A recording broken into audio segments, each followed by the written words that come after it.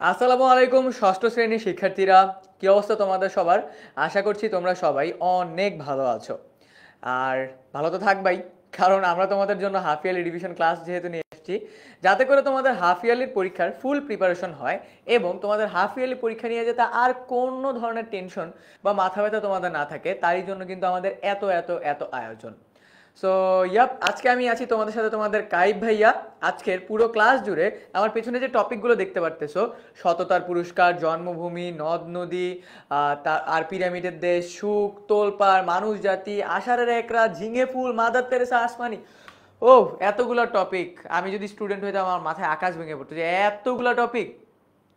So আজকের এই ক্লাসে আমি এই টপিকগুলো থেকে ইম্পর্টেন্ট 50টা এমসিকিউ, যেগুলো বিগত বছরগুলো বিভিন্ন স্কুলে এসেছে, এই জিনিসগুলো আজকে তোমাদেরকে সলভ করে দেব এবং তোমাদেরকে একটা ওভারঅল গাইডলাইন দিব কিভাবে তোমরা অর্ধবার্ষিক পরীক্ষায় বাংলাতে ভালো করতে পারো। অ্যান্ড স্পেশাল একজনের জন্য আজকের ক্লাসে গিফট থাকতেছে। সো তুমি যদি গিফট নেয়ার এই কম্পিটিশনে পার্টিসিপেট করতে চাও, বেশি কিছু না, এই লাইভটাকে এখনই শেয়ার করে দিতে হবে। সো যারা যারা আমাকে ক্লিয়ারলি দেখতে পাচ্ছ এবং শুনতে পাচ্ছ, এবং আজকের এই তোমার গিফট পাওয়ার যে একটা কম্পিটিশন, সো এই কম্পিটিশনে যারা যারা পার্টিসিপেট করতে চাও, তারা তারা এখনই ফেসবুক থেকে যারা যারা দেখছো, তারা সবাই তোমার শেয়ার বাটনটাতে ক্লিক করে দাও। ঠিক আছে?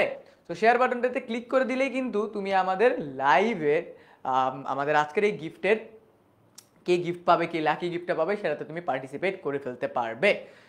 ওকে, সো আমার সাথে কে কে কোন কোন জায়গা থেকে জয়েন করেছে আমাকে একটু চটজলদি জানিয়ে দাও তো। আমাকে কে কোন কোন জায়গা থেকে জয়েন করেছে আমাকে একটু চটজলদি জানিয়ে দাও।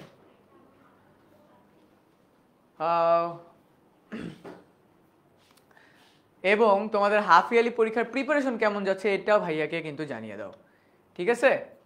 হাফ ইয়ারলি পরীক্ষার প্রিপারেশন কেমন যাচ্ছে, অ্যান্ড আমাদের হাফ ইয়ারলি যে রিভিশন লাইভগুলো আছে, এগুলো তোমাদেরকে কী কীভাবে হেল্প করতেছে, এই জিনিসগুলো জানিয়ে দাও। আমার সাথে অলরেডি আমার ক্লাস 6-এর সুপার স্টুডেন্টসরা, যারা সচরাচর আমাদের ক্লাসেসগুলো করে থাকে, তারা সবাই যুক্ত হয়ে গেছে। আচ্ছা, অনেকে বলতেছে ভাইয়া ক্লাস 9-এর ক্লাস আপনি নেন না কেন?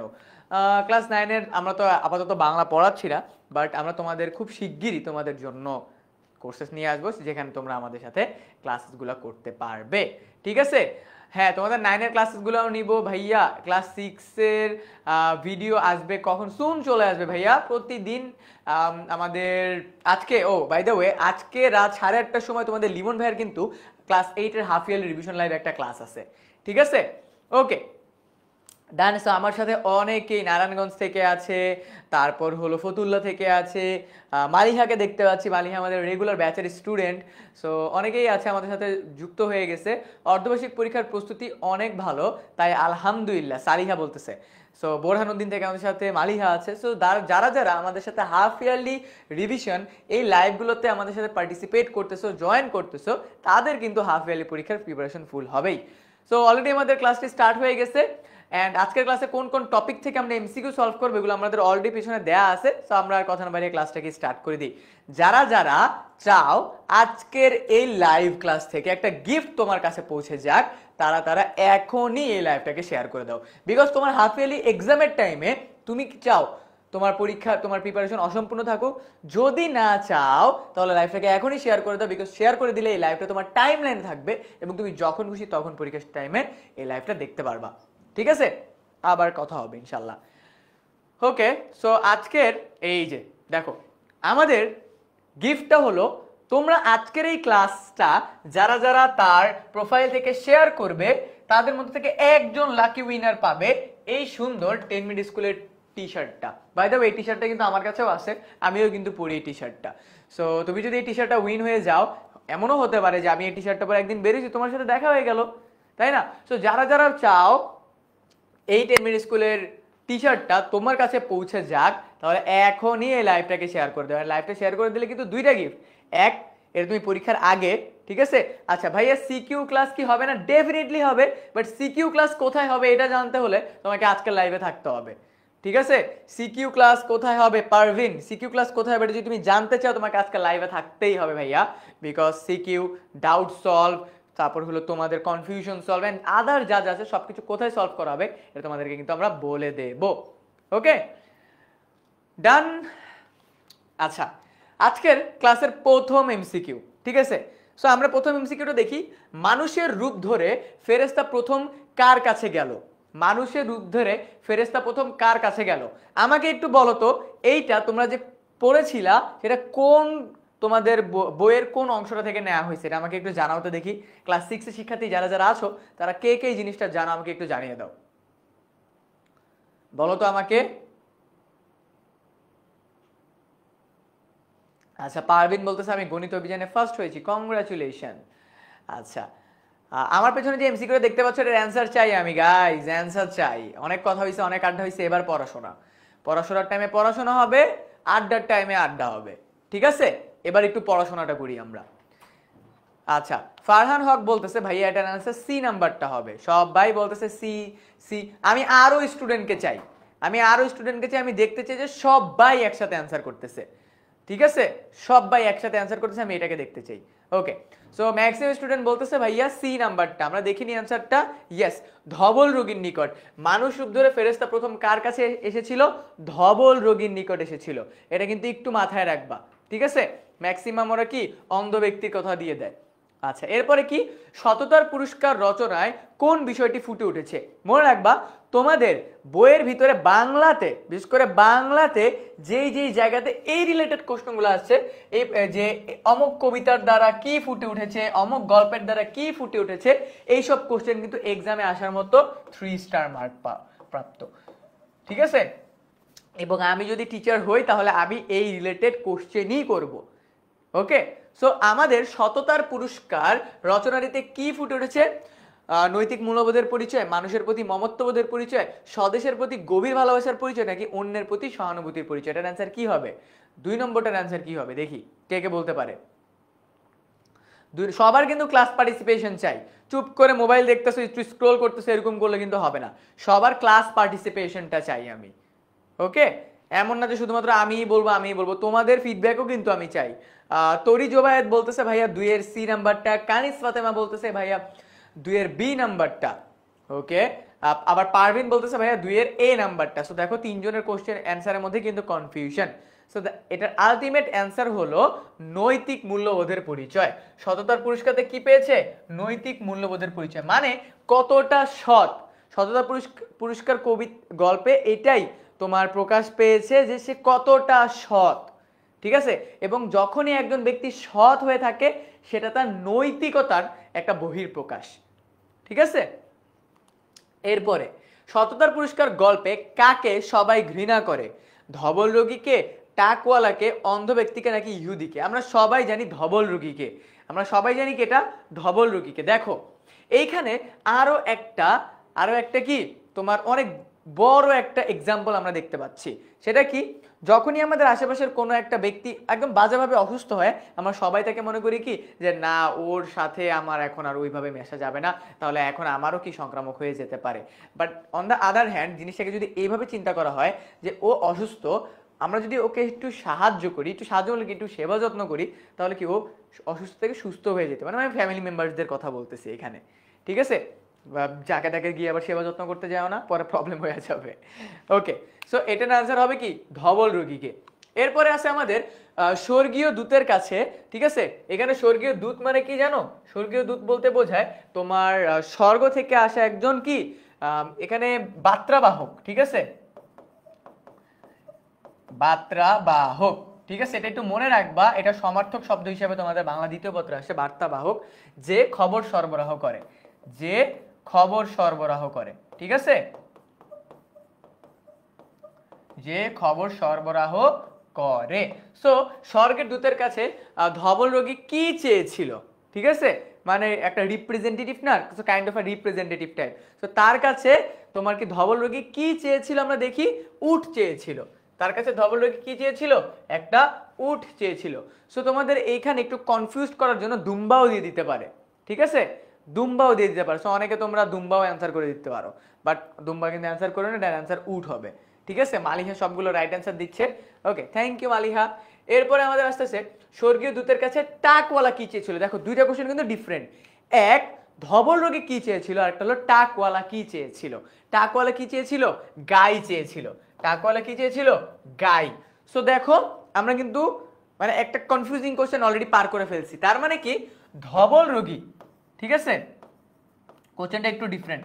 ধবল রোগী চেয়েছিল কি, ধবল রোগী চেয়েছিল একটা উট, ঠিক আছে, আর টাকওয়ালা চেয়েছিল একটা গাই, গাই অনেক ইসলা কেন গাভি টাইপের।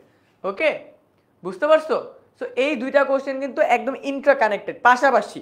ওকে, তো এই রিলেটেড কোশ্চেন কিন্তু আসার পসিবিলিটি বেশি, সো এটাকে কিন্তু একটু মার্ক করে রাখো। ওকে, মার্ক করে রাখো। এরপরে আসতেছে আমাদের বাংলা সাহিত্যে ছোট গল্পের জনক বলা হয় কাকে?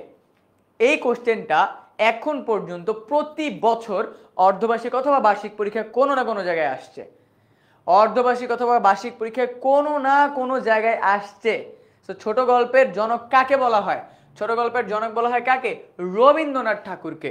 ঠিক আছে, ছোট গল্পের ক্ষেত্রে একটা মজার বিষয় আছে, সেটা কি জানো? ছোট গল্পের ক্ষেত্রে একটা মজার বিষয় আছে, সেটা হলো শেষ হয়েও হলো না শেষ। এই লাইনটা দ্বারা কি বোঝাই? ছোট গল্পের ভিতরে অনেক মজার একটা ফ্যাক্ট হলো, তুমি যখন ছোট গল্প পড়বা তুমি দেখবা অনেক পড়তে ভালো লাগতেছে। আমরা হুমায়ুন আহমেদের অনেকগুলো তোমার বই পড়েছি না, অনেকগুলো উপন্যাস পড়েছি না, তো হুমায়ুন আহমেদের লেখানোর ভিতরে কিন্তু এই জিনিসটা আছে। যেমন আমি যদি অপেক্ষা এই বইটার কথা যদি তোমাদেরকে বলি, তাহলে তোমরা যদি কেউ অপেক্ষায় বইটা পড়ে থাকো তাহলে দেখবা একদম এন্ডিংয়ে গিয়ে ইটস লাইক হুট করে কিছু একটা হয়ে গেল, মানে উই আর নট প্রিপেয়ার্ড, মানে আমরা ওটার জন্য প্রিপেয়ার্ড ছিলাম না, পাঠক যারা আমরা ছিলাম আমরা ওটার জন্য প্রিপেয়ার্ড ছিলাম না। সিমিলারলি ছোট গল্পেও একটা জিনিস হয়ে থাকে যে শেষ হয়ে হলো না শেষ, ইটস লাইক সবসময় মনে হয় সামথিং ইজ মিসিং। পাঠক সবসময় যাতে মনে করে, পাঠকের মনের ভিতরে যাতে একটা দাগ কেটে রাখে যে সামথিং ইজ মিসিং, ওইটাই ছিল। যখনই কোনো একটা কিছু পড়ার পরে লাস্টের দিকে গিয়ে তোমার মনে হয় সামথিং ইজ মিসিং, আরো কিছু দেয়া যায়, আরো কিছু এখনো বাকি আছে। ঠিক আছে, এই রিলেটেড যদি কোনো তুমি পড়ো কখনো পেয়ে যাও, মনে রাখবা ওইটাই হলো ছোট গল্প। ঠিক আছে, তো ছোট গল্পের জন্য জনক বলা হয় কাকে? আমাদের রবীন্দ্রনাথ ঠাকুরকে। ঠিক আছে, আচ্ছা, এরপরে কি আছে? কবির মতে এদেশে জন্ম নিয়ে তার জীবন কি হয়েছে? তার জীবন সার্থক হয়েছে। ঠিক আছে, এইটার অ্যান্সার একদম সব কবির, মানে সব কবি বলে এটা, এই ভূমিতে জন্ম নিয়ে আমার জীবন সার্থক। ঠিক আছে, সব কবির মুখে এই কথা শুনবা, বাট আলটিমেটলি কি হয় জানো? কয়েকদিন পর অন্য দেশে চলে যায়। আচ্ছা, জোকস অ্যাপার্ট। এরপরে কি আছে আমাদের? কবির অঙ্গ জুড়ায় কোথায় এসে? তো এখানে একটা প্রশ্নবোধক হবে, কবির অঙ্গ জুড়ায় কোথায় এসে? ফুলবাগানে, শীতল মাটিতে, দেশের ছায়ায়, নাকি শান্তির ঘুমে? কবি বাহিরের একটা দেশ থেকে তার নিজের দেশে এসেছে, কবি বাহিরের একটা দেশ থেকে তার নিজের দেশে এসেছে বিধায় কবির নিজের দেশের ছায়াকে, নিজের দেশের ছায়া তার কি অঙ্গ জুড়িয়ে যায়। ঠিক আছে, আমরা একটা কথা অনেক সময় জানি না, নারীর টান। নারীর টান বলতে কি বোঝায় জানো? মানে আমাদের শিকড়টা কোন জায়গায়।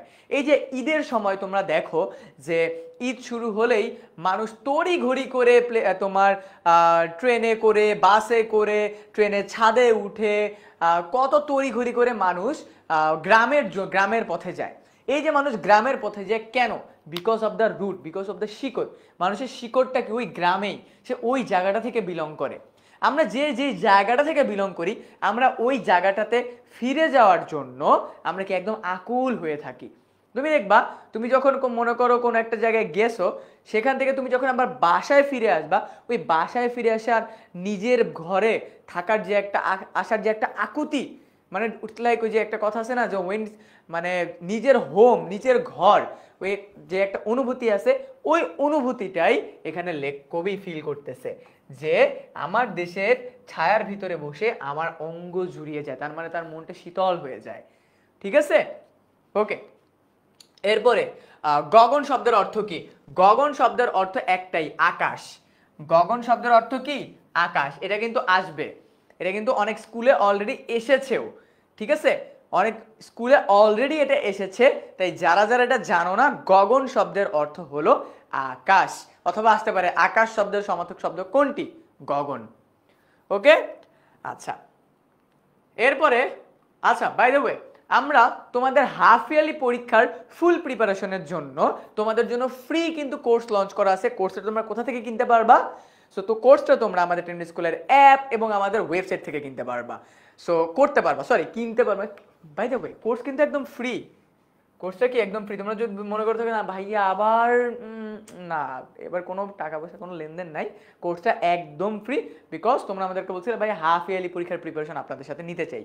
সো বাংলাদেশের যে প্রান্ত থেকে তুমি আমাদের সাথে হাফ ইয়ারলি পরীক্ষার প্রিপারেশন নিতে চাও, তুমি যদি আমাদের হাফ ইয়ারলি পরীক্ষার প্রিপারেশনে এই ফ্রি কোর্সে জয়েন করো, তুমি কোন কোন কবিতা থেকে, কোন কোন গল্প থেকে এবং সকল সাবজেক্ট থেকে কমন কোন কোন জায়গা থেকে আসবে এগুলো তোমাদেরকে বলে দেওয়া হবে। 2টি ওয়ান শট করে ক্লাস হবে, ওয়ান শট ক্লাস হবে, যেই 2টি ওয়ান শট ক্লাসে তোমাদের সকল এমসিকিউ একদম ক্লিয়ার করে দেওয়া হবে। 6টা সাবজেক্টের ক্লাস তোমরা পাবা, সো ম্যাক্সিমাম আমরাই তোমাকে সলভ করে দিব। অলসো এই ক্লাসগুলোর তুমি রেকর্ডেড ক্লাস পেয়ে যাবা। সো অনেকের হাফ ইয়ারলি পরীক্ষার টপিকগুলো বার্ষিক পরীক্ষায় আসে, সো তুমি কিন্তু এই রেকর্ডেড ক্লাসগুলো পরবর্তীতে করতে পারতেছো। অ্যান্ড ইম্পর্টেন্ট ফ্যাক্ট হলো দাগানো বইটা পেতে পারতেছো।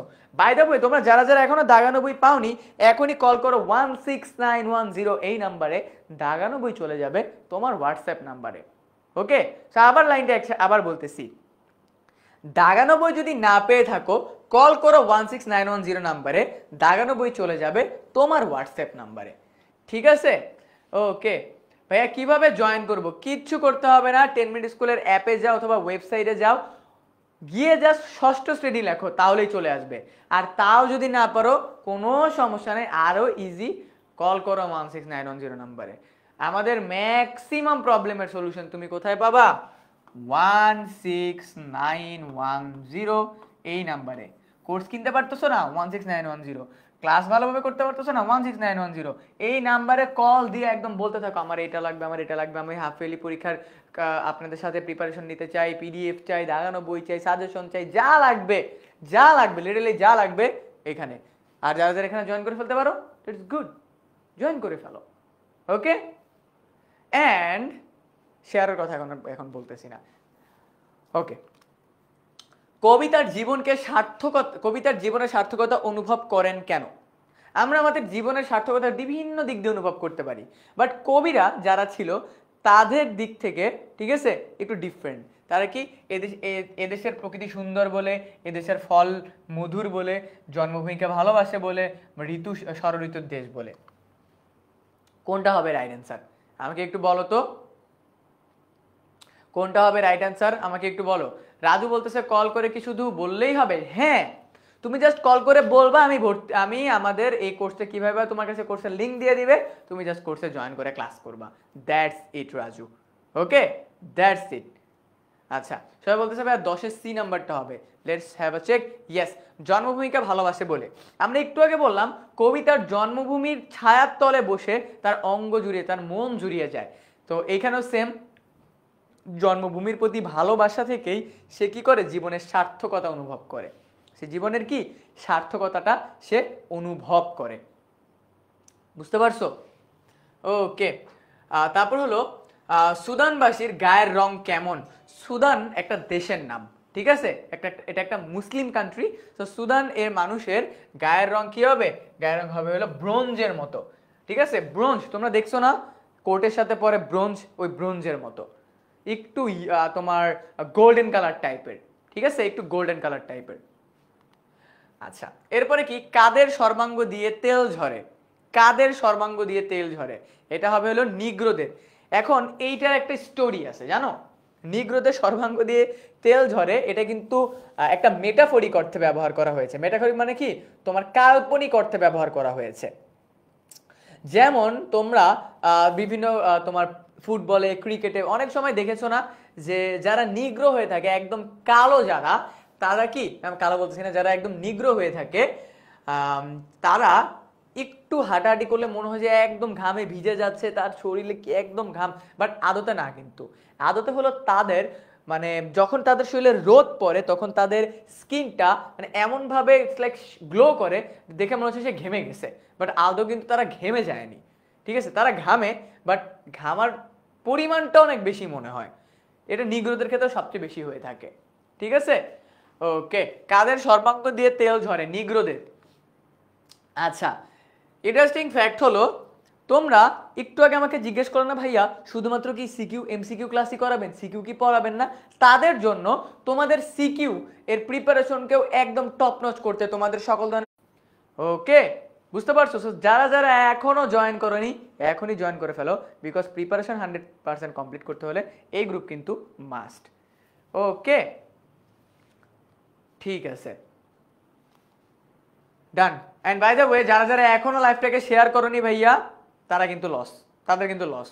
বিকজ এই লাইভটা শেয়ার করলে শুধুমাত্র তোমার এখন বেনিফিট হবে এমন না, তুমি পরীক্ষার টাইমে গিয়েও এখান থেকে কিন্তু এমসিকিউগুলো আরেকবার ঝালাই করে নিলে তোমার কিন্তু এমসিকিউ তুমি পরীক্ষায় কমন পাবে। বিকজ পরীক্ষায় কমন আসবে এই জায়গাগুলো থেকেই কি, এই জায়গাগুলো থেকেই কি আমরা তোমাদের এমসিকিউগুলোকে নিয়ে আসছি। ঠিক আছে, বুঝতে পারছো? অ্যান্ড লাকি একজন উইনার কি আমাদের পক্ষ থেকে টি শার্টও পেয়ে যাবে। বুঝতে পারছো? টি শার্টও কিন্তু পেয়ে যাবা।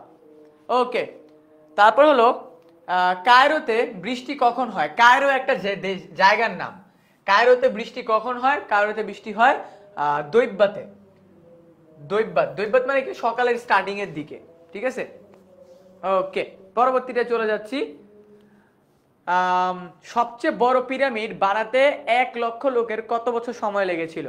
সবচেয়ে বড় পিরামিডটা বানাতে, যেটা মেবি মিশরের পিরামিড, আমার এখন পর্যন্ত যতটুকু মনে পড়তেছে, সবচেয়ে বড় পিরামিড বানাতে 1 লক্ষ লোকের সময় লেগেছিল 20 বছর। 1 লক্ষ লোকের সময় লেগেছিল কি? 20 বছর। 1 লক্ষ লোকের সময় লেগেছিল কত বছর? 20 বছর। সো বুঝতেছো তাহলে যে একটা পিরামিড বানাতে যদি 20 বছর টাইম লাগে, সো এক একটা পাথরের ওজন কত হবে তাহলে? আমি জানি না। ওকে, কারা বিশ্বাস করতেন মৃত্যুর পর পচে কিংবা কোনো প্রকার আঘাতে ক্ষত হলে তারা পরলোক পাবে না? তার মানে কি, এখানে কোশ্চেনটা দ্বারা বোঝাচ্ছে যে মৃত্যুর পর কেউ যদি পচে যায়, তার কারো বডি যদি পচে যায় এবং কেউ যদি কোনো কিছুর আঘাত পেয়ে তার মারা যায়, তাহলে সে কি, তার মৃত্যু হবে না। এটা কারা মনে করতো? এটা মনে করতে হলো ফারাও সম্রাটরা। কারা? ফারাও সম্রাটরা মনে করতো। ঠিক আছে, মিশরের নীল নদ, এই যে গল্পটা আছে, এখান থেকে কিন্তু এই কোশ্চেনগুলোকে নেওয়া হয়েছে। ঠিক আছে, এখান থেকে কিন্তু এই কোশ্চেনগুলোকে নেওয়া হয়েছে। সো তুমি যদি কনফিউজড হয়ে থাকো তাহলে কিন্তু এই কোশ্চেনটা তোমাকে দেখতে হবে। ঠিক আছে, খ্রিস্টান সম্রাট না ভাইয়া, মালিহা খ্রিস্টান সম্রাট হবে না, ফারাও সম্রাট হবে। ঠিক আছে, এটা হবে কি? ফারাও সম্রাট। আচ্ছা, এরপরে কি বলতেছে? সবাই সুখী হতে চায় কারণ সুখ হচ্ছে আত্মার প্রশান্তি, মনের প্রশান্তি, দৈহিক প্রশান্তি। ইয়েস, আমরা অনেক সময় বলি না আমি ভালো লাগতেছে না আমার, মানে এটা এটা আমরা যখনই বলি আমাদের ভালো লাগতেছে না, আমাদের 3টা জিনিসের উপরে ভালো লাগে না। 1, আমার শরীর ভালো লাগতেছে না। 2, আমার মনে কোনো একটা কিছু নিয়ে আমি টেনশনে আছি। আর 3 হলো এই শরীর আর মন ভালো না থাকার কারণে আমি মানসিকভাবে বিপর্যস্ত হয়ে গেছি। ঠিক আছে, এই 3টা রিজনে কিন্তু আমরা সুখী হতে পারি না। ঠিক আছে, ওকে, সো পরেরটা যাচ্ছি। উচ্চস্বর শব্দের প্রতিশব্দ কোনটি? উচ্চস্বর শব্দের প্রতিশব্দ হলো বজ্রকণ্ঠ। বজ্রকণ্ঠ। ঠিক আছে, যেমন মনে করো আমরা অনেক সময় হয় না, আমাদের ফ্যামিলি মেম্বার্স এন্ড আদার্স অনেকের সাথে কথা বলতে বলতে কোনো একটা কথা তার খারাপ লাগলে একদম শাউট করে উঠি, এই তুমি আমাকে এই কথা কেন বললে? তোমার কাছ থেকে তো আমি এমন কথা এক্সপেক্ট করি না। সো ইটস লাইক, দেখো তুমি হুট করে যখন আমরা এরকম উচ্চস্বরে কথা বলে ফেলি, ওই আদার্স পারসনটার কিন্তু মানে জিনিসটা নেওয়ার মতো ক্যাপাবিলিটি তার মধ্যে থাকে না। সো আমি এটা বলতেছি না যে তাকে তার সাথে শাউট পরবর্তীতে করতে হবে, শাউট কখনোই করা যাবে না। ঠিক আছে, শাউট কখনো কোনো কিছু সলিউশন না। বুঝতে পারছো? সো এইখানে উচ্চস্বর এবং বজ্রকণ্ঠ, বজ্র কি অনেক জোরে পড়ে না, মানে যখন বিদ্যুৎ চমকায় একদম অনেক জোরে আওয়াজ হয় না? সিমিলারলি যখন কেউ অনেক জোরে রাগান্বিত হয়ে যায়, তার আওয়াজটা কেমন যেন বজ্রকণ্ঠের সাথে মিলে যায়। ঠিক আছে, মুনজালা মুন দেখতে পাচ্ছি ভাইয়া, মুনজালা মুন। ওকে, এরপরে যাচ্ছি। কামিনী রায়ের প্রথম কাব্যগ্রন্থ কোনটি? কামিনী রায়ের প্রথম কাব্যগ্রন্থ হলো আমাদের কি, আলো ও ছায়া। আলো ও ছায়া, কামিনী রায়ের প্রথম কাব্যগ্রন্থের নাম হলো আলো ও ছায়া। ওকে, এরপরে পারস্পরিক সহযোগিতা ও ত্যাগের মধ্য দিয়ে কি গড়ে ওঠে? ত্যাগের মধ্য দিয়ে মানব সমাজ গড়ে ওঠে। মনে রাখবা, একটা প্রপার অ্যান্ড হেলদি মানব সমাজের জন্য, একদম মানে খুব সুস্থ একটা মানব সমাজের জন্য কয়েকটা কাজ করতে হয়, এর মধ্যে একটা কি এর পারস্পরিক সহযোগিতা এবং ত্যাগের মধ্য দিয়ে, এবং কি ত্যাগের মধ্য দিয়ে। ত্যাগ বলতে কি আমার কাছে কেউ চাইলে আমি দিয়ে দিব সবসময় কি না, এটা বলতে ত্যাগ না। ইটস লাইক ত্যাগ বলতে বোঝাচ্ছে যে তুমি যতটুকু পরিমাণ স্যাক্রিফাইস করতে পারো, ঠিক আছে, যতটুকু পরিমাণ তুমি স্যাক্রিফাইস করতে পারো সেটাকে এখানে দেওয়া হয়েছে। অ্যান্ড মনে রাখবা পারস্পরিক সহযোগিতা এবং ত্যাগের, এই যে তোমাদের মধ্যে একটা প্রশ্ন আসতে পারে যে ভাইয়া আমি একজনকে সহযোগিতা করতেছি, what will I get in return. একটা জিনিস মনে রাখবা, তুমি যদি কখনো what will I get in return এইটা চিন্তা করে, ঠিক আছে, এইটা চিন্তা করে যদি হেল্প করো, you will not get mental peace, তুমি কখনোই মানসিক শান্তি পাবা না, ঠিক আছে। সো মানসিক শান্তি এবং একদম মানে খুব ভালোভাবে যদি তুমি আরেকজনকে হেল্প করতে চাও, তোমাকে এইটা মেনটেন, এটা মাথায় রাখতে হবে যে আমি আমার বেস্টটা দিব, যদি আমি ওই সাইড থেকে কিছু পাই ইটস গুড, ঠিক আছে, যদি আমি ওই সাইড থেকে কিছু পাই ইটস গুড। সো আমরা যখনই একজন আরেকজনকে সাহায্য সহযোগিতা করব, আরেকজনের জন্য ত্যাগ করতে শিখব, তখনই আমাদের মানব সমাজটা ভালোভাবে গঠন হবে, ঠিক আছে। ওকে, ঠিক আছে। সুখ কবিতায় পাঠ্যভুক্ত করার উদ্দেশ্য কি? সুখ কবিতাটা কেন তোমাদের বইয়ের ভিতরে নেওয়া হয়েছে? এটা নেয়ার একটাই রিজন হলো মানব প্রেমে উদ্বুদ্ধ করা, মানব প্রেমে উদ্বুদ্ধ করা। দেখো সুখ কবিতার ভিতরে অনেক কিছু বলা আছে, ঠিক আছে, অনেক কিছু বলা আছে, বাট আলটিমেট হলো যে মানুষকে মানুষ হিসেবে তোমার কি করতে হবে, মানুষকে মানুষ হিসাবেই কনসিডার করতে হবে। মানুষকে মানুষ হিসাবে যদি কনসিডার করতে পারো, তাহলে কি আলটিমেটলি কি হবে, তোমার সুখ কবিতার মূল বিষয়টা ফুটে উঠবে। মানুষের স্রোতকে সাবু কি হিসেবে দেখছেন? মানুষের স্রোতকে সাবু পিঁপড়ার শাড়ি হিসেবে দেখছেন। আমাদের এরকম অনেক সময় হয় না, যখন এক গুচ্ছ অনেক মানুষ, মনে করো লক্ষ লক্ষ মানুষ নিচ দিয়ে হেঁটে যাচ্ছে, আর কেউ যদি 10তলা বিল্ডিং এর উপর থেকে দেখে তার মনে হবে নিচ দিয়ে পিঁপড়া হেঁটে যাচ্ছে। তো সিমিলার কথাটাই এখানে বলা হয়েছে, একদম সিমিলার কথাটাই কি এইখানে বলা হয়েছে, যে মানুষের স্রোতকে সাবু কি হিসাবে, যে মানুষের স্রোতকে সাবু কি হিসাবে দেখছেন, মানুষের স্রোতকে সাবু কি হিসেবে দেখছেন, মানুষের স্রোতকে সাবু পিঁপড়ার শাড়ি হিসাবে দেখছেন। কি হিসাবে দেখছেন? মানুষের স্রোতকে সাবু পিঁপড়ার শাড়ি হিসাবে দেখছেন, ঠিক আছে। বুঝতে পারছো সবাই? সবাই কি বুঝতে পারছি? ওকে, এরপরে চলে যাচ্ছি, কে মুড়ি ভেজে দিয়েছিল বলো তো? পৌরনারী, পৌর মানে কি বৃদ্ধ নারী, মিসেস রহমান, চৌতুন বিবি নাকি সাবু? কে কে দিয়েছিল বলো তো? কে মুড়ি ভেজে দিয়েছিল? জৈতুন বিবি। কে? জৈতুন বিবি, ঠিক আছে, জৈতুন বিবি মুড়ি ভেজে দিয়েছিল। ওকে, বুঝতে পারছি? বুঝতে পারছো ক্লাস 6 এর সুপার স্টুডেন্টস? এখনো অনেক শেয়ার দেখতে পাচ্ছি না আমি। সো আমরা দিতে চাই তোমাদেরকে টি শার্ট 10 মিনিট স্কুলের পক্ষ থেকে। তোমরা যদি না নিতে চাও, টি শার্টটা আমি রেখে দিব, ঠিক আছে। আমি এখন যদি শেয়ার করে দিই তাহলে কিন্তু টি শার্টটা আমিও পেয়ে যেতে পারি। করব? তোমাদের টি শার্ট একটা কি বাদ দিয়ে দিব বলো তো? বিকজ তোমরা শেয়ার করতেছো না, আমরা টিচাররাই শেয়ার করে টি শার্টটা নিয়ে নিই, এটাই বেটার হবে, ঠিক আছে। ওকে, তারপরে পৌরনারী সাবুকে কত টাকার নোট দিল? পৌরনারী সাবুকে 500 টাকার নোট দিল। এখানে একটা মজার বিষয় দেখো, এখানে একটা মজার বিষয় দেখো, কত টাকার নোট দিল? 60 টাকার কিন্তু কোনো নোট হয় না। সো এই অপশনটা কিন্তু আগেই বাদ। সো মনে রাখতে হবে, যেই অপশনটা আগে আননেসেসারি ওইটাকে আগে বাদ দিয়ে দিব, যেটা আগে আননেসেসারি ওইটাকে আগে বাদ, যাতে আমাদের কনফিউশনটা একদম ক্লিয়ার থাকে আগে, যে এইটা তো অ্যান্সার হবে না, ঠিক আছে। এরপরে কি আছে আমাদের? সাবুর পরনে কি ছিল? লুঙ্গি, ফুল প্যান্ট, হাফ প্যান্ট, গামছা। সাবুর পরনে ছিল হলো হাফ প্যান্ট, হয়েছে 3/4 প্যান্ট টাইপের আছে না, হ্যাঁ ওই প্যান্টগুলা। সাবুর পরনে কি ছিল? এই যে এরকম 3/4 প্যান্ট। সরি আমি খুব একটা ভালো আর্ট করতে পারি নাই। সাবুর পরনে কি ছিল? সাবুর পরনে ছিল আমাদের ইয়েস, এই যে 3/4 প্যান্ট টাইপের থাকে না, এরকম টাইপের ছিল। ওকে ডান। এরপরে যাচ্ছি কি আমাদের, ঢাকা শহরের কত তারিখ থেকে পাঞ্জাবি মিলিটারিরা সাধারণ জনগণের উপর ঝাঁপিয়ে পড়ে, মানে যুদ্ধের সময়কার কথাবার্তা এখানে বলা হচ্ছে। ঠিক আছে, যুদ্ধের সময়কার কথা যেহেতু এখানে বলা হচ্ছে, এটা অ্যান্সার হবে কি 25শে মার্চ। মনে রাখবা মিলিটারিরা ঝাঁপিয়ে পড়ে একটা রাতেই, সেটা হলো 25শে মার্চের কাল রাতে। 25শে মার্চের কি কাল রাতে, বুঝতে পারছো? ক্লিয়ার? 25শে মার্চ কাল রাতে। ওকে, আমি যদি তোমাদের জায়গায় থাকতাম আমি একবার না আমি 10বার শেয়ার করতাম। বিকজ অথবা আরেকটা জিনিস করতাম, আমার ফ্রেন্ড লিস্টে তো 10জন আমার স্কুলের ফ্রেন্ড আছে, সো আমি শেয়ার করলেই তো পাবো, তাই না? তোমাদেরকে একটা ট্রিক শিখাই দিই, মনে করো তোমার ফ্রেন্ড লিস্টে তোমার 50জন ফ্রেন্ড আছে, ঠিক আছে? এই লাইভটা তুমি তোমার টাইমলাইন থেকে তো শেয়ার করবাই, শেয়ার বাটনে ক্লিক করে মেসেঞ্জার আসবে, দেখবা ওই মেসেঞ্জারে তুমি তোমার 50টা ফ্রেন্ডকে এটা সেন্ড করে দাও, তাহলে এটা শেয়ার হয়ে যাবে। বুঝতে পারছো?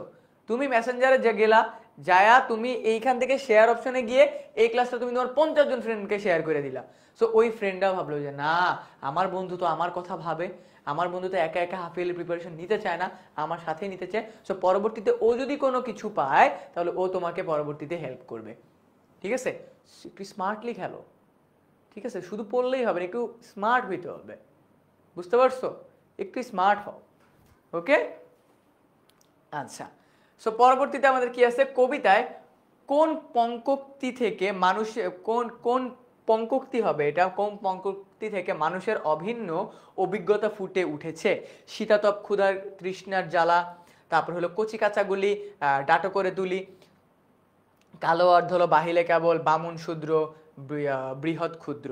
এটা কি শীতাতপ ক্ষুদ্র তৃষ্ণার জ্বালা। আমরা প্রশ্নটা একটু বুঝি। মানুষের অভিন্ন অভিজ্ঞতা, ঠিক আছে? মানুষের অভিন্ন মানে কি, এমন কিছু আছে, এমন কিছু তোমার আমাদের কি বলবো, আমাদের নিডস আছে যেগুলো সব মানুষের সেম।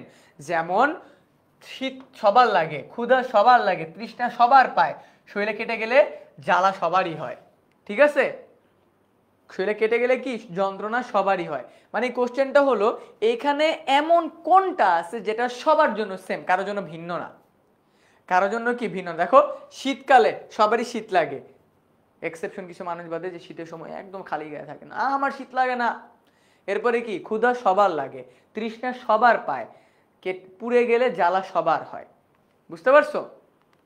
এরপরে কি আছে আমাদের, বামুন শূদ্র বৃহৎ ক্ষুদ্র। এই পঙ্কোক্তি থেকে কি শিক্ষা পাওয়া যায়? অনেক গুরুত্বপূর্ণ একটা লাইন, বামুন শূদ্র বৃহৎ ক্ষুদ্র। এখান থেকে কি বোঝা যায়? মানুষের মধ্যে পার্থক্য থাকা উচিত নয়, মানে জাতিভেদ নিষিদ্ধ। দেখো ব্রাহ্মণ মানে কি, ব্রাহ্মণদেরকে বোঝানো হয়েছে। বামুন মানে কি, মনে করো তোমার কি বলবো, মানে অনেক অভিজাত এমন কাউকে বলানো হচ্ছে। এরপর কি, তারপর হলো শূদ্রের মধ্যে একটু ছোট, আর বৃহৎ ক্ষুদ্র তার মানে কি অনেক ছোট কোনো পরিবারের মানুষকে, অনেক ছোট নিচু কোনো পরিবারের মানুষকে ইন্ডিকেট করা হচ্ছে। সেটা হলো জাতিভেদ নিষিদ্ধ। জাতিভেদ কি করা যাবে না? নিষিদ্ধ। ঠিক আছে, ওকে।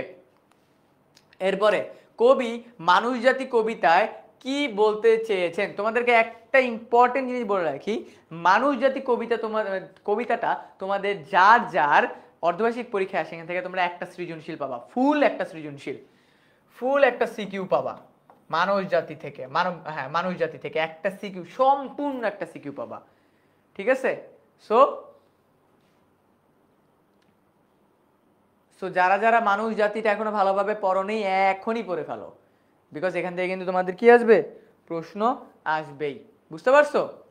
প্রশ্ন আসবেই। কবি মানুষ জাতি কবিতায় কি বলতে চেয়েছেন? মানব জাতির ঐক্য ও সমানাধিকারের গুরুত্ব। মানব জাতির ঐক্য ও কি সমানাধিকারের গুরুত্বটা এখানে তুলে ধরা হয়েছে। এরপরে আমাদের কি আছে দেখি আমরা, কচি কাঁচাগুলি কোন শ্রেণীর প্রতি ইঙ্গিত করে? কচি কাঁচাগুলি শিশু শ্রেণীর প্রতি ইঙ্গিত করে। কচি কাঁচাগুলি মানে কি জানো? বাচ্চা কাচ্চা। কচি কাঁচা মানে কি? বাচ্চা কাচ্চাকে ইন্ডিকেট করা হয়েছে। যে গ্রামের বাড়িতে গেলে বলে না, এই তো বাচ্চা কাচ্চারা এদিকে যেও না, মানে কচি কাচ্চারা এদিকে যেও না। ঠিক আছে, আচ্ছা। মানবজাতি কবিতায় কবি কি ধরনের পৃথিবী দেখতে চান? কবি শ্রেণী বিভাজনহীন দেখতে চান, শ্রেণী বিভাজনহীন। তোমরা কেউ কি মার্টিন লুথার কিংকে চিনো? Martin Luther king, Martin Luther king এর অনেক ফেমাস একটা ডায়লগ আছে, I have a dream, I have a dream. Martin Luther king তোমরা ইউটিউবে সার্চ দিলে তার ভাষণটা দেখতে পাবা।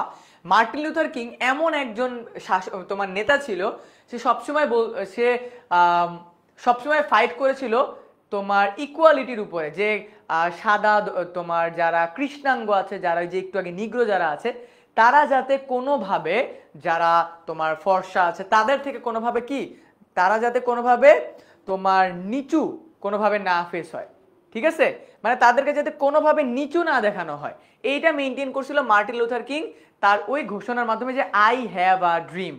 বুঝতে পারছো? So I have a dream এই কথাটার পরবর্তী লাইন কি ছিল? আই হ্যাভ আ ড্রিমের পরে সে পরবর্তী লাইনটা বলেছিল যে আমি এমন একটা ওয়ার্ল্ডের স্বপ্ন দেখি যেখানে কোনো মানুষের মধ্যে ভেদাভেদ থাকবে না। এবং মানবজাতি কবিতায় কিন্তু, মানবজাতি কবিতায় কিন্তু আমাদেরকে সেই সেম মেসেজটাই দেয়া হচ্ছে যে আমরা কখনো জাতিগত ভেদাভেদ করতে পারবো না। জাতিগত ভেদাভেদ করলে আলটিমেটলি একদিন কি হবে জানো? একদিন পৃথিবীতে কেউ থাকবে না। জাতিগত ভেদাভেদ এত মারাত্মক একটা জিনিস, বিকজ দেখো জাতিগত ভেদাভেদ যদি হয় তাহলে একজন কৃষ্ণাঙ্গ ব্যক্তি একজন শ্বেতাঙ্গ ব্যক্তিকে দেখতে পারবে না, মানে দুজনের মধ্যে ডিসক্রিমিনেশন হবে, ও ওকে দেখতে পারবে না, ও বলবে যে না আমি তোমার সাথে মিশতে চাই না, ও বলবে আমি তোমার সাথে মিশতে চাই না। সো এই সেম জিনিসটা কিন্তু পরবর্তী প্রজন্মতেও চলবে। বুঝতে পারছো? পরবর্তী প্রজন্মতেও চলবে। সো আমি তোমাদের সবাইকে বলবো তোমরা মানুষ জাতি এই কবিতাটা পড়ার পরে দুইটা কাজ করবা। এক, পিকে মুভিটার ডেপথটা বোঝার চেষ্টা করবে। দেখো পিকে মুভিতেও কিন্তু এই জিনিসটাই বোঝানো হয়েছে যে আমরা যে যে ধর্মেরই হই না কেন, at first we are humans. সবার আগে আমরা মানুষ। আমরা যে যাই করি, যে যার ধর্মই পালন করি না কেন, এটা আগে মেক শিওর করি আমরা আগে মানুষ।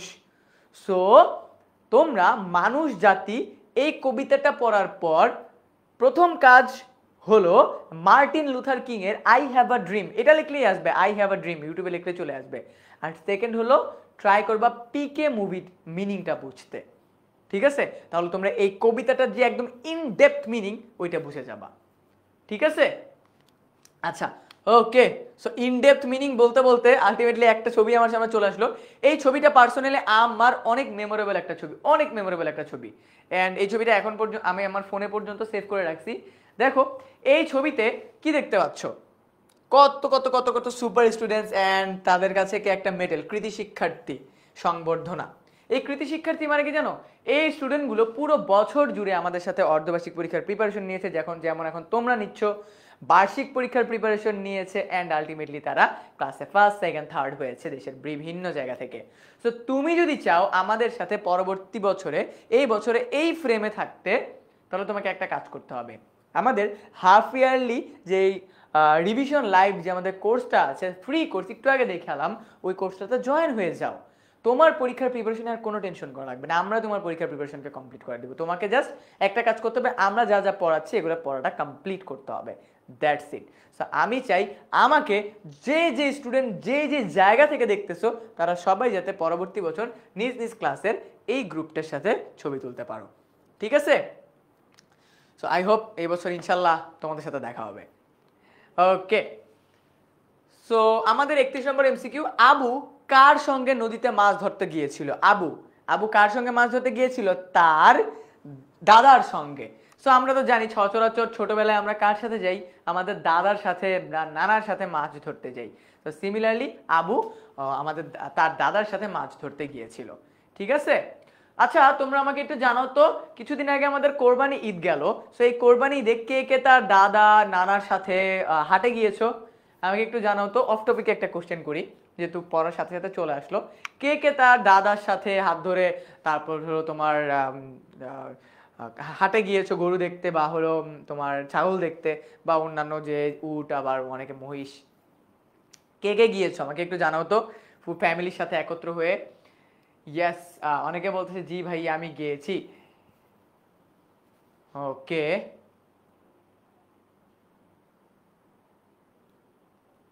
আচ্ছা ঠিক আছে, অনেকেই বলতেছে জি ভাই আমি গিয়েছি আমি গিয়েছি। ওকে, যারা যারা গিয়েছো এটা অনেক অনেক বড় একটা মেমোরিজ এটা। ওকে, এরপরে কি আবু তার পুটলি থেকে কি বের করলো? পুটলি মানে বুঝো কিভাবে দেখায় এখন? পুটলি, পুটলি মানে হলো, মানে ইটস লাইক আমরা ছোটবেলায় ওই যে তোমার তোমরা সবাই তো মোটু পাতলু দেখছো তাই না? সো মোটু পাতলুর মধ্যে একটা, হ্যাঁ পুটলি মানে যে এখন মনে পড়ছে, ইয়েস পেয়েছি।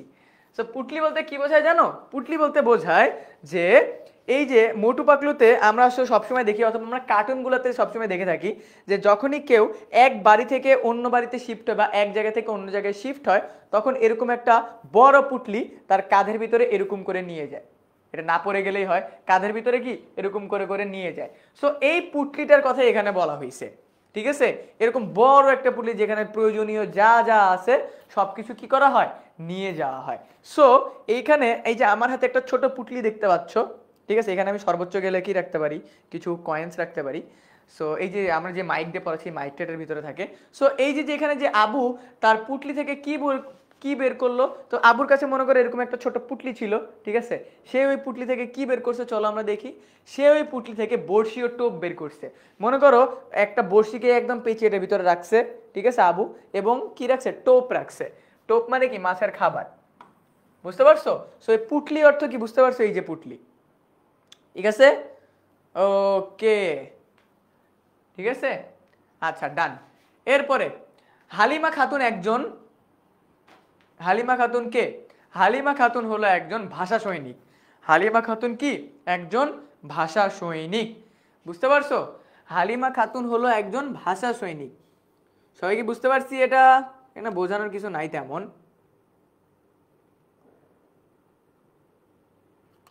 ওকে, আচ্ছা, তো এরপর আমাদের দেখি পরবর্তীতে কি কি আছে। এরপর আমাদের আছে হলো ইয়েস সেম বিষয়টা, যারা যারা তোমাদের এমসিকিউ এর পাশাপাশি সিকিউ ক্লাসগুলো চাও, তো সিকিউ ক্লাসগুলো কিন্তু আমাদের এই গ্রুপটার ভিতরেই হবে।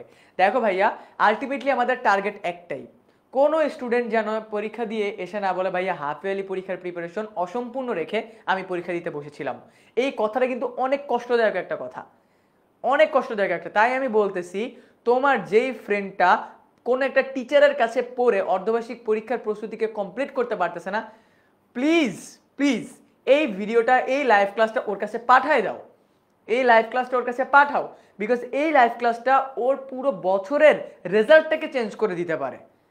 তুমি জানো না যে বাংলাদেশের কত কত শিক্ষার্থী শুধুমাত্র কোন একটা টিচারের কাছে পড়তে না পারার কারণে রেজাল্ট খারাপ করতেছে, ঠিক আছে? সো এই লাইভ ক্লাসটা ডেফিনেটলি তোমার ওই সব ফ্রেন্ডদের কাছে পাঠিয়ে দাও যারা যারা বাসায় বসে ক্লাস করতে পারবে বাট কোনো টিচারের কাছে গিয়ে ক্লাস করতে পারে না। এই ফ্রি ক্লাস করে ফেলতে দাও, ঠিক আছে? তুমি যদি অন্যজনকে সাহায্য করো, এটা রিটার্ন আসবে তোমার কাছে, এটা তোমার কাছে ডেফিনেটলি কোনো না কোনোভাবে রিটার্ন আসবে।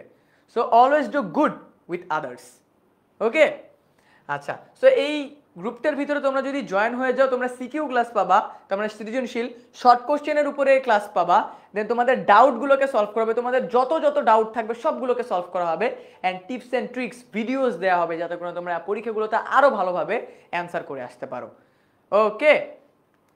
ঠিক আছে, সো আমরা 34 নাম্বার, আমাদের আর 15টা মতো এমসিকিউ আছে, বেশিক্ষণ আর লাগবে না, আমাদের আর 15-20 মিনিট মতোই লাগবে। আবুর পুটলিতে বড়শি ছাড়া আর কি ছিল? বড়শি ছাড়া টোপ ছিল, আমরা একটু আগে অ্যান্সার করছি। বড়শি ছাড়া আর কি ছিল? টোপ ছিল, ওকে? কোশ্চেনটা এইভাবেও আসতে পারে যে টোপ ছাড়া আর কি ছিল? বড়শি ছিল। এরপরে কি আছে দেখি, আবু বড়শির ফাতনায় কি বেঁধেছিল? আবু বড়শির ফাতনায় মানে কি জানো? মাথায়। বড়শির ফাতনায় মানে মাথায় কি, ফাতনায়, হ্যাঁ, কি বেঁধেছিল? জোনাকি বেঁধেছিল, মানে উপরের দিকে, মানে দেখতে যাতে ভালো লাগে, জোনাকি পোকা, ঠিক আছে? জোনাকি পোকা, তোমরা কে অনেকে তোমরা ঢাকা শহরে যারা যারা থাকো তারা তো জোনাকি পোকা দেখবা না, হ্যাঁ, তারা সচরাচর জোনাকি পোকা দেখবা না। তোমাকে একটা ঘটনা বলি অ্যান্ড একটা চেঞ্জেস বুঝতে পারবা। আমি যখন তোমাদের মতো এই যে ছিলাম, ক্লাস 6-7-এ পড়তাম, যখন আমি গ্রামের বাড়িতে যেতাম, সো আমার রুমের পাশেই একটা মানে ছোট একটা জঙ্গল টাইপের, সো ওইখানে এত পরিমাণ জোনাকি পোকা থাকতো, ইটস লাইক মনে হচ্ছে যে কেউ ওখানে লাইটস জ্বালায় রাখছে। ওই যে তোমার ঝাড়াবাতিগুলো আছে না, যেগুলো জ্বলতে থাকে, টিপ টিপ করে জ্বলতে থাকে, ওইগুলো জ্বালায় রাখছে। বাট এখন কিন্তু ওগুলো পাই না, ঠিক আছে? এখন কিন্তু ওগুলো পাই না, বিকজ ডে বাই ডে প্রযুক্তির উন্নয়ন হয়েছে, গাছপালা কেটে ফেলা হয়েছে, এখন কিন্তু ওগুলো পাওয়া যায় না, ওকে? ঝিঙে ফুল কোন মাসে ফোটে? ঝিঙে ফুল কোন মাসে ফোটে? ইম্পর্টেন্ট, পৌষ মাসে ঝিঙে ফুল ফোটে। তো পৌষ মাসে কি শীতের মাস না? শীতের মাসে ঝিঙে ফুল ফোটে। ওকে, এরপরে পৌষের অর্থ কি? পৌষের অর্থ কি? পৌষ মাস। দেখো পৌষের মানে কি জানো? পৌষ মাসের। পৌষের মানে কি? পৌষ মাসের। পৌষ দিনের না কিন্তু, পৌষ মাসের, মনে রাখবা। ঠিক আছে, আচ্ছা। ঝিঙে ফুল কবিতায় ফুটে উঠেছে কি? ঝিঙে ফুল কবিতায় ফুটে উঠেছে হলো প্রকৃতি প্রেম।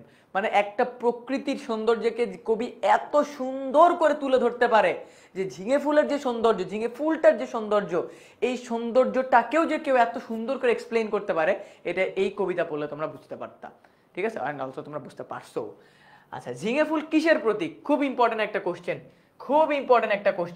ঝিঙে ফুল কিসের প্রতীক? কারো কাছে বিভিন্ন ক্যাটাগরির ফুল অনেক কিছুর প্রতীক হয়ে থাকে, যেমন গোলাপ, তারপর হলো শাপলা, লিলি, টিউলিপ, এইসব ফুল এক একজনের কাছে এক এক ধরনের এক একটা জিনিসের প্রতীক হয়ে থাকে। বাট এইখানে ঝিঙে ফুল কিসের প্রতীক? গ্রাম বাংলার সৌন্দর্যের প্রতীক। গ্রাম বাংলার মানুষের যে একটা সৌন্দর্য, পরিবেশের যে একটা নিস্তব্ধতা, এইটার প্রতীকই হলো কি? ঝিঙে ফুল। ওকে, কবি ঝিঙে ফুলকে কার সাথে তুলনা করেছেন? কবি ঝিঙে ফুলকে মায়ের যত্নে লালিত খোকার সাথে তুলনা করেছেন। বিকজ তোমরা দেখবা ঝিঙে ফুল কিন্তু সচরাচর সব জায়গায় হয় না। তোমার যে ঝিঙে গাছগুলো থাকে, সেই ঝিঙে গাছের একদম ঠিক মাথার মধ্যে জন্ম, মানে একদম যত্নে তাকে কেউ মানে ওখানে আগলে রাখছে, যত্নে তাকে কেউ ওখানে আগলে রাখছে, এমন ভাবে তাকে মানে নর্মালি কি হয়, কেউ কোনো মনে করো কেউ একটা ফুলের পাশ দিয়ে হাঁটতেছে, ফুলটা ধরে ছিঁড়ে ফেলতেছে। বাট ঝিঙে ফুল এমন ভাবে থাকে বা এমন ভাবে ওটা মানে গ্রো হয় যে কেউ সচরাচর তার কারো চোখে পড়ে না। তো যেটা সচরাচর কারো চোখে পড়ে না, তাকে কি করা হয়? তাকে তার দ্যাট মিনস তাকে খুব যত্ন করে রাখা হয়েছে। তাকে কি করা হয়েছে? খুব যত্ন করে রাখা হয়েছে। অ্যান্ড আমরা বাচ্চাদেরকে যেভাবে করে যত্ন করে রাখে, ওইটার সাথে এখানে ইন্ডিকেট করা হয়েছে। ওকে, এরপরে মাদার তেরেসা কোন দেশে জন্মগ্রহণ করেন? মাদার তেরেসা জন্মগ্রহণ করেন হলো আলবেনিয়াতে। মাদার তেরেসা জন্মগ্রহণ করেন কোথায়? আলবেনিয়াতে। ওকে, মাদার তেরেসা জন্মগ্রহণ করেছেন কোথায়? আলবেনিয়া শহরে। এরপরে আমরা দেখতেছি নির্মল হৃদয় ভবন প্রতিষ্ঠা করা হয় কোথায়? নির্মল হৃদয় ভবন প্রতিষ্ঠা করা হয় হলো কলকাতার কালীঘাটে। কলকাতার কোথায়? কলকাতার কালীঘাটে। ওকে, ইয়েস। এরপরে কি মাদার তেরেসা বাংলাদেশে প্রথম আসেন কোন বছর? এটা অনেক গুরুত্বপূর্ণ একটা কোশ্চেন। মাদার তেরেসা প্রথম বাংলাদেশে আসে কবে? 1972 সালে। 1900 কত সালে? 1972 সালে, মানে মুক্তিযুদ্ধের পরবর্তী সময়ে। সাল মনে রাখলে এটা মনে রাখো, মুক্তিযুদ্ধের পরবর্তী সময়। মুক্তিযুদ্ধ শেষ 1971, 1972 সালে মাদার তেরেসা বাংলাদেশে আসছে। ওকে, আচ্ছা। মাদার তেরেসা প্রতিষ্ঠিত শিশু ভবন কাদের জন্য? শিশু ভবন হলো তোমার অনাথ শিশুদের জন্য। শিশু ভবন কি? অনাথ শিশুদের জন্য। এবং শ্যামলীতে কিন্তু আরো একটা শিশু ভবন আছে, যেটাকে শিশু পল্লী হিসেবে গণ্য করা হয়। ঠিক আছে, যেটাকে শিশু পল্লী বলা হয়। ওকে, এরপরে কি মিশনারিজ অফ চ্যারিটি এর প্রথম শাখা কোথায় প্রতিষ্ঠিত হয়? এটা হলো কলকাতায়। এটা কোথায়? এটা হলো কলকাতায়। ওকে, এটা হলো কলকাতায়। ওকে, আসমানির পরনের পোশাক কেমন ছিল? দেখো, আসমানিরে দেখতে যদি তোমরা সবে চাও, রহিমউদ্দিন ছোট্ট বাড়ি রসুলপুরে যাও। ঠিক আছে, বাড়ি তো নয় পাখির বাসা, ভ্যান্না পাতার ছানি, একটুখানি বৃষ্টি হলেই গড়িয়ে পড়ে পানি। এই যে আসমানি কবিতা, তোমরা কি জানো এই আসমানি কবিতাটা যে কতটা ডেপথ মিনিং ওয়ালা একটা কবিতা? ওকে ফাইন, আজকে তোমার এই ক্লাসটার পরে হ্যাঁ আসমানি কবিতাটা তোমাদেরকে আমি একটু আবৃত্তি করে শোনাবো, যে আসমানি কবিতাটা, এন্ড এটা অনেক কম্পিটিশনে অনেকে পার্টিসিপেট করতে পারো। ঠিক আছে, আসমানি কবিতা। ঠিক আছে, ওকে যাও। আজকে তোমাদের জন্য, যে তোমরা সবাই আমার সাথে ক্লাসেসে জয়েন করছো, তো তোমাদের সবাইকে আমি আসমানি কবিতাটা আবৃত্তি করে শোনাবো। ঠিক আছে, আমি খুব ভালো একটা আবৃত্তি পারি না, ঠিক আছে, তাও আই উইল ট্রাই কতটুকু পারি। এই যে অলরেডি বের করে ফেলছি, দেখা যাচ্ছে না আই গেস, অলরেডি বের করে ফেলছি। সো আমি এই পাশে আমার হাতেই রাখতেছি। সো আসমানি কবিতার আজকে তোমাদেরকে আবৃত্তি করে শোনাবো। ওকে, ঠিক আছে, যদি সবাই ওকে হয়ে থাকো তাহলে একটু জানাই দিও আমাকে। আসমানির পরনের পোশাক কেমন ছিল? আসমানির পরনের পোশাক একদমই ছেঁড়া, ও আমি যখন বলবো তখন তোমরা বুঝতে পারবা, ছেঁড়া ও তালিযুক্ত। ছেঁড়া ও কি? তালিযুক্ত। এই যে এইসব কোশ্চেন কিন্তু একটু কবিতা একটু কনসেন্ট্রেট হয়ে পড়লেই কিন্তু তোমরা পেরে যাবা, আর ডেপথে পড়তে হবে না। আর পড়তে হবে না, মানে একটু ডেপ থেকে পড়লে কিন্তু তোমরা বুঝে যাবা। আচ্ছা ঠিক আছে, এরপরে কি, এরপরে হলো আসমানির কণ্ঠের সুর কেন হারিয়েছে। দেখো একটা জিনিস কি, একটা মানুষ যখন, একটা মানুষের কণ্ঠ, সে মানুষটা যখন একদম লম্বা সময় ধরে কান্না করতে থাকে, 1 দিন 2 দিন 3 দিন 1 বছর 2 বছর 5 বছর ধরে যদি কান্না করতে থাকে, তার কণ্ঠ কিন্তু ভেঙে যায়। তো আসমানির সাথে ঠিক সেটাই হয়েছে, ঠিক আছে, আসমানির সাথে ঠিক সেটাই হয়েছে। সে এতদিন ধরে কান্না করতে করতে দুঃখ ও কষ্টের কারণে তার কণ্ঠ, তার যে একটা সুমধুর কণ্ঠ ছিল, ওই কণ্ঠটাই নাই, ওই কণ্ঠটাই আর নাই, ঠিক আছে। ওকে, এরপরে আসমানিরা কোন জল ব্যবহার করে। আসমানিরা শ্যাওলাপূর্ণ পুকুরের পানি ব্যবহার করে। আমি যখন একটু পর বলবো তখন আমার এখনো মুখস্থ, আমি ওই দিন পড়াইছি স্টুডেন্টদেরকে, এখন আমার মুখস্থ আছে, ঠিক আছে। যে মালিহা বলতে পারবে, বিকজ মালিহা আমাদের অনলাইন ব্যাচের একজন অনেক অ্যাক্টিভ একজন স্টুডেন্ট, মালিহা বলতে পারবে, যারা যারা মালিহা সহ যারা যারা আছো তারা সবাই বলতে পারবা। আচ্ছা, এরপরে কি আছে, এরপরে আছে আসমানিদের পরিবারে সবচেয়ে বেশি কোন রোগ দেখা যায়। যেহেতু পানিজনিত রোগ, তাই কি ম্যালেরিয়া, ঠিক আছে, বিকজ তারা যে পুকুর থেকে পানি নিয়ে আসে, ওই পুকুরের ভিতরে মশা তার ডিম পেড়ে আসে, ম্যালেরিয়া মশা তার বিষ ওই পানিতে ছেড়ে দেয়, ঠিক আছে। অ্যান্ড ওই পানি দিয়ে কি করে আবার তোমার আসমানিরা তার দৈনন্দিন কাজকর্ম নির্বাহ করে। কবিতার আসমানির চোখে কি বোঝাতে চায়।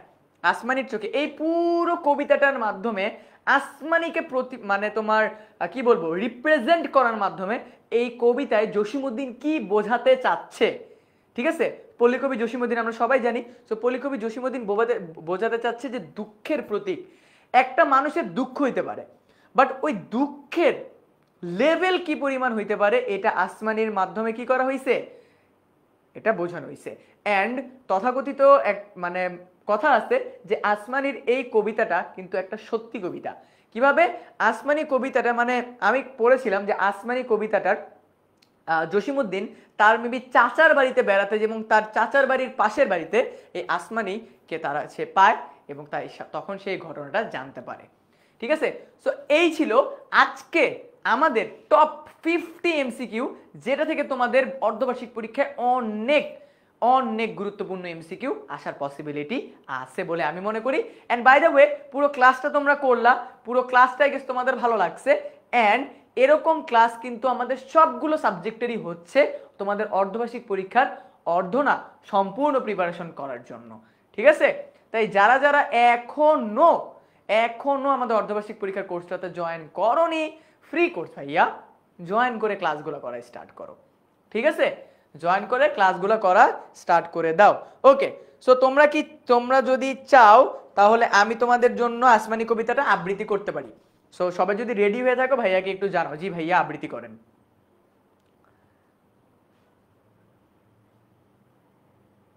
ওকে, সো আমি কি আবৃত্তি করব, আমাকে একটু জানাও তো, আমি কি আবৃত্তিটা করব, আমাকে একটু জানাও।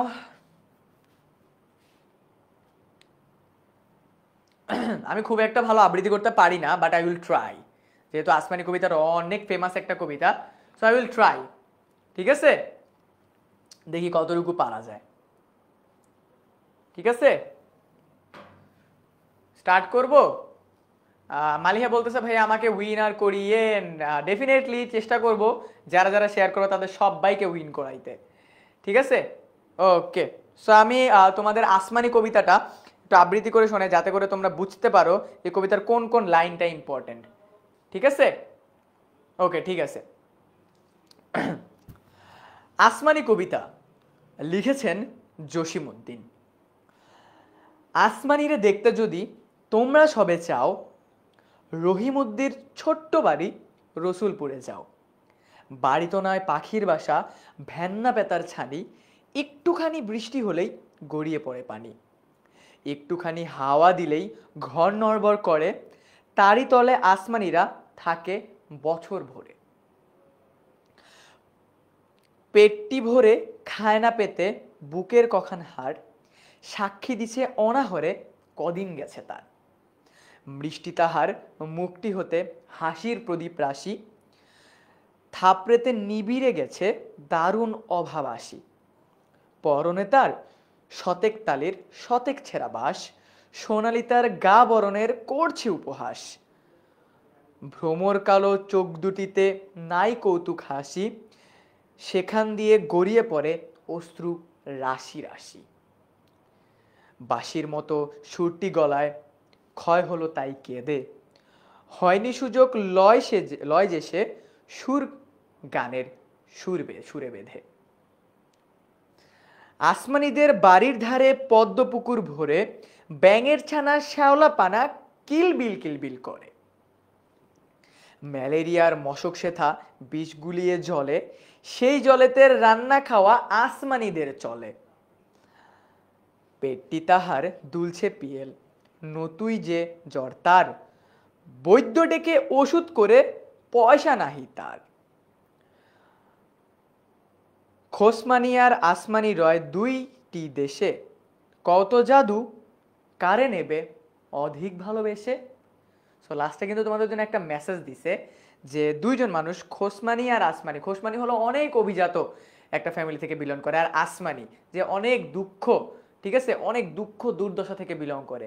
তো তোমাকে যদি চয়েস দেওয়া হয় এই দুইজনের মধ্যে তুমি কাকে চুজ করবে? খোসমানিকে যার কাছে অনেক টাকা পয়সা আছে, নাকি আসমানিকে যার কাছে কিছুই নেই? ওকে, সো আজকের আমাদের হাফ ইয়ারলি রিভিশন লাইভ এই ক্লাসটা আজকে আমাদের এই পর্যন্তই, ঠিক আছে? এই ক্লাসটা আজকে আমাদের এই পর্যন্তই। আই গেস আজকের এই ক্লাসটা তোমরা সবাই শেয়ার করে দিছো, ঠিক আছে? বিকজ এই ক্লাসটা তুমি যদি শেয়ার করে দাও তাহলে তুমি আমাদের টি শার্ট উইনিং এই কম্পিটিশনে পার্টিসিপেট করে ফেলতে পারবে, ঠিক আছে? তো যারা যারা শেয়ার করেছে সবাইকে গুড লাক। আই উইশ তোমরা সবাই টি শার্টটা পেতে পারো, ঠিক আছে? সো কবিতাটা আবৃত্তি তোমাদের কেমন লাগছে সবাই একটু বলো তো। ওকে, ঠিক আছে, আচ্ছা ফাইন। সো আজকে আমাদের হাফ ইয়ারলি রিভিশন লাইভ ক্লাসটা কিন্তু এই পর্যন্তই।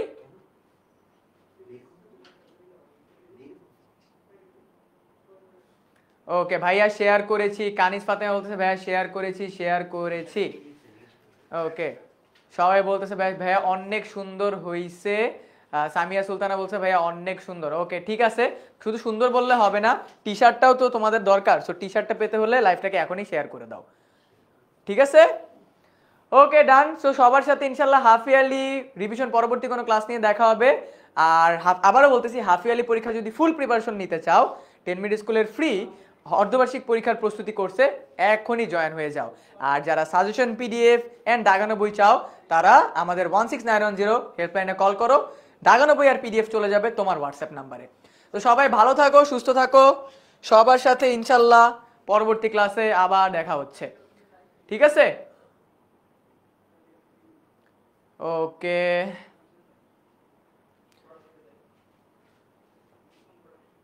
ঠিক আছে ভাইয়া, অনেক সুন্দর হয়েছে আবৃত্তি। রাজু বলতেছে ভাইয়া অনেক ভালো। ফারজানা ইসলাম বলতেছে ভাইয়া আবৃত্তি অনেক সুন্দর হয়েছে। মালিয়া বলতেছে ভাইয়া আমি উইনার হতে চাই। এখনই শেয়ার করে দাও, যত পারো শেয়ার করো। ভাইয়া এমডি আলমগীর বলতেছে ভাইয়া আমি 500 বার শেয়ার করছি।